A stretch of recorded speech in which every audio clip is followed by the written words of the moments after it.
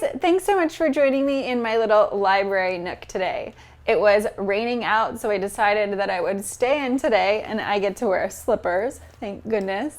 So I wanted to tell you about some of my favorite books. As a traveler and a lover of nature, there's so many books that inspire me to visit destinations that I may not have known about. So today I'm going to be talking about my favorite travel books, my favorite destination-inspired books, my favorite books for nature, and then finally I'm going to be ending it with my favorite books that I think every entrepreneur and everyone that works as a freelancer and anyone in the creative space needs to read for their businesses and for themselves.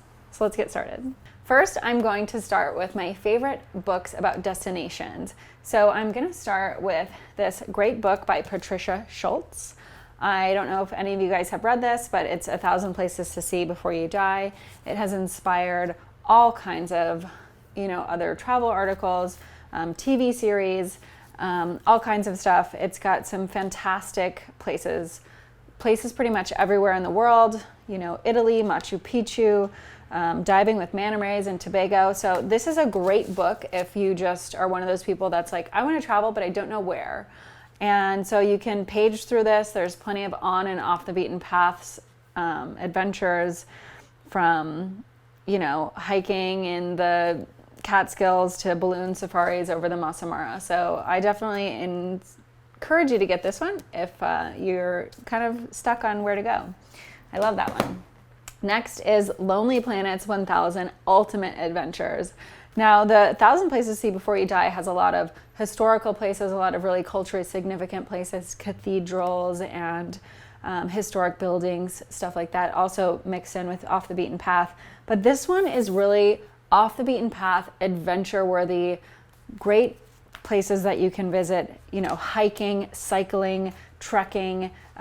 There's I just opened up to a page, Arrow Final, Africa Ledge, Table Mountain in Cape Town. There is camel trekking in India. There is a wagon train adventure in Wyoming. So if you're looking for some real off the beaten path, unique adventures, I love this book, and thank you to Lonely Planet for putting it out. They have some just fantastic books because they're able to collaborate with so many different great authors from around the world. So that's a great one. Lonely Planet, 1,000 Ultimate Adventures, highly recommend. Also, another one I recommend for just inspiring places to visit is, and this is for all you guys that like more unique, kind of quirky things, is the Atlas Obscura. Now, they come out with this guide. I'm not sure if it's every year that it's updated, but it's updated quite often, and it has places in almost every country and almost every state as well for those of us in the US. And it has all these fantastic, either kitschy little places that you can visit, whether it's cafes and restaurants or it's the giant Buddha statues of Asia. So there's all kinds of things in here that you're going to read and be like, oh my gosh, I had no idea that ever existed. So it's got some really cool stuff in it. And especially if you're into kind of the bizarre and the obscure, the Atlas Obscura guide is definitely a good one to get. Now, the last one I'm going to talk about for inspiring destinations, it's another Lonely Planet one, but I do have a couple of these that are National Geographic authored, but these are kind of coffee table books. This one's Great Adventures. It's got, diving between the tectonic plates in Iceland. It's got snorkeling in South Africa's Sardine Run. So these are, again, some of these off the beaten path, very unique, once in a lifetime style adventures. And it makes a great coffee table book that your guests will want to flip through and page through. And definitely, if you do any of these adventures, you're going to have tales for the rest of your life. There's Via Ferratas, there's trekking in Nepal, there's excursions through the Wadi Rum Desert in Jordan. So a lot of really great things in there too. So thank you to Lonely Planet again for putting out that video. So I'm going to shift gears a little bit and talk to you about some of the books that I love to read when I'm traveling and even when I'm home here that have kind of inspired me to think a little bit more deeply about the places that I want to travel and the places that I have traveled. I'm going to start with this one. This is by Tony Wheeler. He is a journalist and kind of an explorer, and he's been all over the world. Now, this book is called Dark Lands, and it highlights all these places that he visited that are in these places that most travelers would never go to. Some of the places like Pakistan, deep in the Congo, the border of Israeli and Palestine, Papua New Guinea, Haiti. And this book I have loved. It's obviously a little bit more worn out than some of my other ones, but it is a first-hand account of these places that he visited where there's still a lot of like war-torn places. In Papua New Guinea, he meets with chiefs of a tribe that used to be cannibals and do headhunting, and in these areas that were ravaged by economic downturn. And then deep in the Congo with tribes that have been infighting for centuries. So it's a fantastic read. This one also, I guess, is put out by Lonely Planet, but Tony Wheeler is the author. And if you're looking for something to kind of inspire you to think a little bit more deeply about where you want to travel, I love this book, and I've read it like 3 times. So love that one. Tony Wheeler, Darkland. Get it? Going along that same kind of line is this other book by Gary Mancuso called The Last Places on Earth. Now, he decided at a point in his life that he just wanted to visit all these places that may or may not be there tomorrow. And there's actually a TV show with Bill Weir on CNN where he visits kind of these disappearing places as well. But this book, he spent a few years traveling the globe to places that were very rarely visited by tourists. And I've actually learned a lot by reading this book. He visits Venezuela, the turn of when the currency is really falling. He visits places in Asia, and it's his first-hand account of the stories that he has. You know, he goes to Mongolia, the Caucasus, Borneo, and he talks about all the different things that he sees. In some places it's pollution, in some places it's corruption, in some places he gets into fights, and he has these really interesting conversations and experiences, and I've loved it. And it's another one that I definitely recommend if you want to learn about the non-touristy places in this world. One that I just read recently that my sister actually got me is called Out on Foot. And this isn't per se a travel book, but it's written by Rocky Elmore. He was actually a Border Patrol agent, and he has experienced a lot of things working as a Border Patrol agent. And he worked down in the San Diego sectors as well as southern Arizona. I used to live in that area, though I found this book really, really interesting. And if you're into paranormal things, you're gonna love it, because not only does it talk about just what it's like to be a Border Patrol agent and what it's like to have all the migrants coming across the border and what that actually entails, because I think we have a connotation in this country of thinking the Border Patrol agents do one thing, but we don't really know. This will give you a great understanding of that. But he also talks about, you know, mountain lions and mysterious creatures, Sasquatch, ghosts, hauntings, these areas of the canyons that nobody really wanted to go into, and when they did, weird things would happen. So if you're looking for a book that is kind of paranormally but also educational, this is great. And Rocky Elmore, thank you for writing this. A couple more books in this line of kind of nature and inspiration for travel. The next one is Dan Brown, and I love his books. Inferno was the last one that I read of his. He's got some great books. He always does a really good job of tying history in with mystery and excitement. So this one really made me want to go to Italy and France and see all of the cathedrals and the buildings that he talked about so eloquently in his books. So I love those ones as well. And one that I don't have a physical copy of, but I have actually a lot of books on my iPad. My 2 favorite authors in like the entire world are Douglas Preston and Lincoln Child.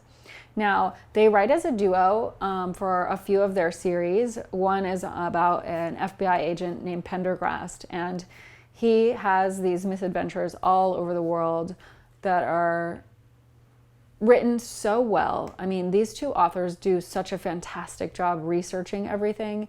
The details and the knowledge that they have gained writing about these very specific characters that know so much about science and know so much about history and know so much about the places that they live is just amazing. And I've been reading their books for probably 15 or 20 years now. And every time they come out with a new one, I'm like first in line to get one. They also write books separately. So Lincoln Child, I think, has some books. One's called The Ice Limit. His books are more expedition based, but they're all fiction, and they're great. So Douglas Preston and Lincoln Child, I would recommend to get any of their books. I've never read one that wasn't great. And they're always about, you know, a mixture of science, mystery, and history, and travel a bit too, because all of his characters go to all these far-reaching places in the world, which is really, really great, and I love them so much. A couple of the books that I love to read are based on nature and what's going on in our world. So this one is a work of fiction, but it's based on nonfiction. It's based on true events that happened in the history of the New World here in America and Canada. And it's by Annie Proulx. She's written a lot of other books that have won Pulitzers as well and been on the New York Times bestseller list. But this one's called Barkskins, and it's basically a work of fiction that's based on when Europeans first came to northwestern Canada. So it's about these men that were basically sold into slavery. They were British or European men, I think one was French, and they're sold to these upper class people that come to basically the Vancouver area north of that to make homesteads and settle there, and how inhospitable those forests are. And anyone that's hiked in that region would know that, you know, if you had come there 150 years ago, that it probably would have been really scary. There were a lot more animals and the woods was a lot more dense. So it's a great book if you really want to dive deep into kind of the historical fiction of, you know, America before we tore down all the trees and put up a lot of houses. On a happier note, there is another book. If you're into trees, which I think you guys know from watching some of my videos that I'm obsessed with trees and just their communities, there's a book called The Hidden Life of Trees. This one I also have digital, but it's by Peter Wohlleben. I don't know if I'm saying that right, but I'll put a screenshot up of the book right now so that you guys can see it. And basically this guy was a logger turned into a naturalist, and he wrote this book after studying trees for decades. And it's so interesting because once you read it, you're going to have this insight into the way trees communicate. And you might look at a forest and think, yeah, trees are trees, like they don't talk to each other. And none of that is true. Trees actually have a way to communicate. It's slow, but they're actually able to warn each other about insects, about funguses, about fire.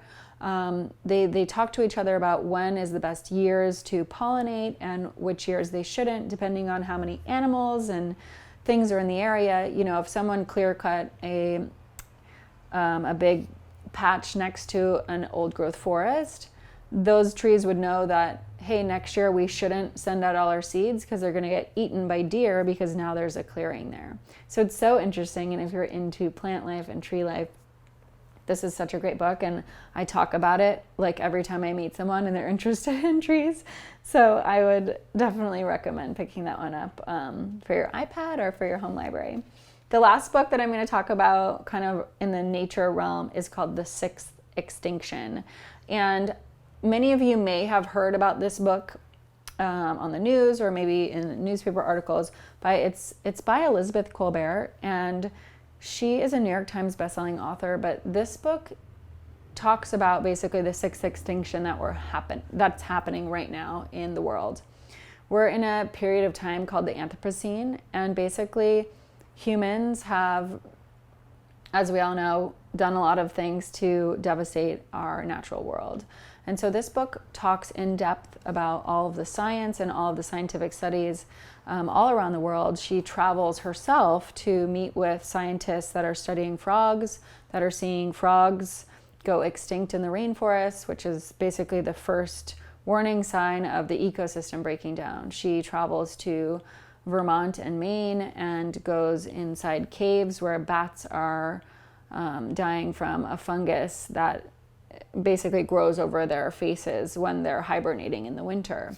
This fungus is now spreading all across the world, so they're worried about bat populations, which bats eat insects, so it's all connected. And she talks about all these other things throughout the history of the world that are now happening now as well. And so if you're looking for a story of real scientific things that are happening in our world that we need to all kind of be more educated on, The Sixth Extinction is a great book for that.